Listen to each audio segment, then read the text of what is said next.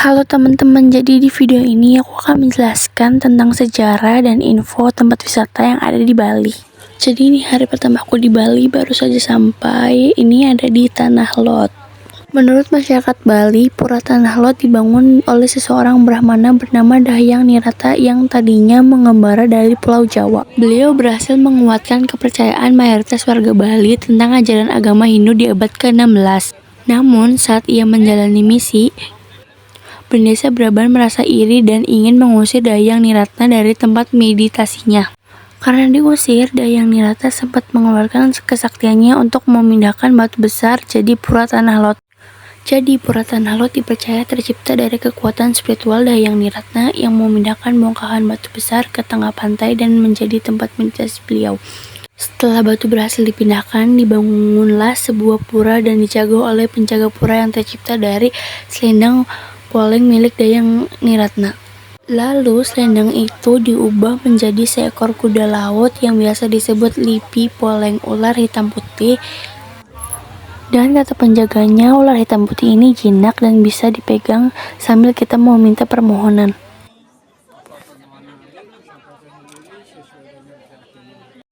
Nah, selanjutnya aku menonton tari barong. Sebelumnya di sini aku tidak memvideokan dari awal hingga akhir karena aku takut, tapi aku akan menjelaskan tentang apa sih tari barong itu. Barong merupakan salah satu tokoh yang wujudnya merupai singa. Barong dianggap sebagai raja roh yang mewakili kebijakan atau dikenal juga sebagai sosok malaikat pelindung. Nah, Barong ini memiliki sosok musuh bebuyutan bernama Rangda. Rangda dikenal juga sebagai ratu iblis yang memimpin para pasukan penyihir jahat di muka bumi. Dalam cerita tarinya bisa disaksikan cerita Barong yang berusaha melenyapkan sihir Rangda. Sebab makhluk tersebut sedang berusaha menguasai dunia lewat ilmu hitamnya. Lalu para pria akan bertarung satu sama menggunakan keris belati. Namun saat Barong muncul, keris tersebut tiba-tiba berubah parah dan malah menusuk diri mereka sendiri. Setelah itu, para pemain mulai mengalami kesurupan. Melihat kondisi tersebut, Barong berusaha keras untuk mengalahkan Rangda agar kondisi alam kembali seimbang.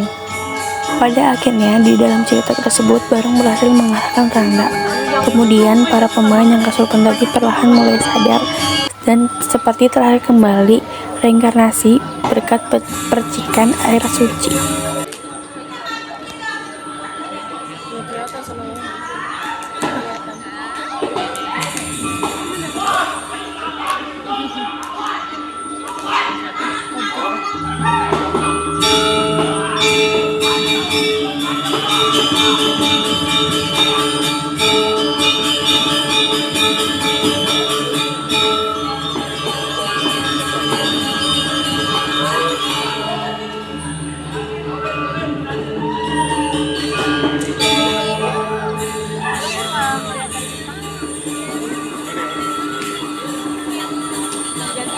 Permainannya sudah jalan tol Bali Mandara untuk di Bali di sini yang dikatakan jalan tol laut yang proyek tercepat untuk di Bali ya, jadi diresmikan di tahun 2013. Oke, inilah laut yang untuk nanti kamu bakalan lihat kalau kamu numpak kapal ke Pulau Penyu.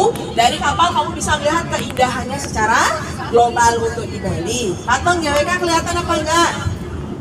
Ayo, mana patung GWK, coba tunjukin sama makanya.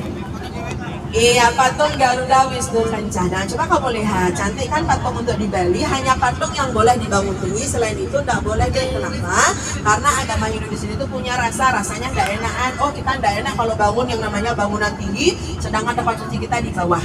Jadi seperti itu, ya. Jadi kita tidak.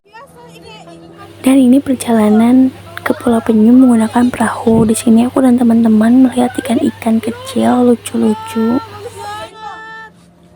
Nah, ini udah nyampe di Pulau Penyunya. Di Pulau Penyu tuh banyak banget penyunya, dari yang masih bayi sampai yang udah besar, udah dewasa.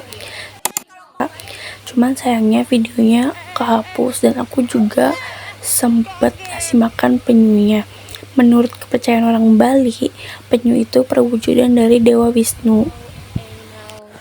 Dan konon katanya kalau kita dikencingin oleh penyu itu bisa membawa keberuntungan. Penyu itu sangat dihormati oleh warga Bali, jadi tidak diper'izinkan untuk menjual daging penyu. Selain penyu, di sini juga ada binatang lainnya seperti burung, ular, monyet, kucing, dan lain-lain. Sekian video dari aku. Semua cerita itu adalah menurut kepercayaan orang Hindu atau orang Bali. Walaupun kita bukan orang Bali atau orang Hindu, ada baiknya kita menghormati dan menghargai saja.